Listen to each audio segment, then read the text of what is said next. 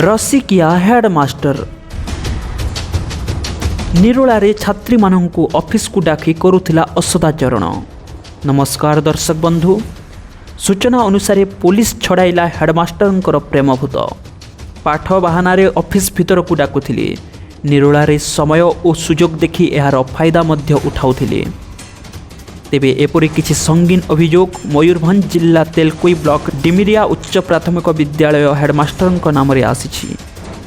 तेबे डिमिरिया विद्यालयर किछि छात्री संगठित हुई विद्यालयर प्रधान शिक्षकों विरुद्ध रे छात्री मानंकु अश्लील व्यवहार करुथुवा अभियोग दैछन्ति।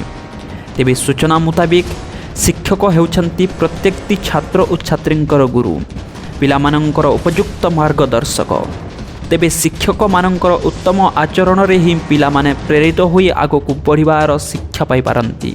हेले डिमिरिया स्कूल रो प्रधान शिक्षकों एपरी एक कार्य शिक्षक जाति पाई एक कलंक सृष्टि करि दैछि। सही स्कूल रे पाठ पढ़ाउथबा छात्री मानंकु प्रधान शिक्षक समय देखि निज ऑफिस को डकाई पठांती, तापरे छात्री मानंक सहित खराब व्यवहार और आचरण करिथांती। हेले विद्यालयर प्रधान शिक्षक निज नाम एपरी मामला उठिबा परे सफाई देबा पई गणमाध्यम सामने एपरी किछि मंतव्य रखिचंती जे विद्यालयर पिला मानंकु मो पिला भली व्यवहार करिथाए।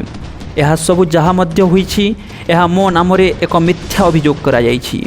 तेबे एपरी किछि अश्लील व्यवहार संपर्क रे प्रथमे छात्री निज घर परिवार सदस्यों को अवगत कराइथिले। तापरे घर लोके स्कूल प्रधान शिक्षकों उपरि चढ़ाऊ करी स्कूल घेराव करथिले। ब्लॉक अतिरिक्त शिक्षा अधिकारी यही घटना उपरे आसी स्कूल रे छानभिन आरंभ कर देथिले। तापरे विद्यालयर छात्री मानंकर बयान आधार रे पुलिस को एक खबर पठाई देथिले। तेबे पुलिस विद्यालय को आसी छात्री मानंक अभियोग आधार रे डिमिरिया उच्च प्राथमिक विद्यालयर प्रधान शिक्षकों को बांधि नेथिले।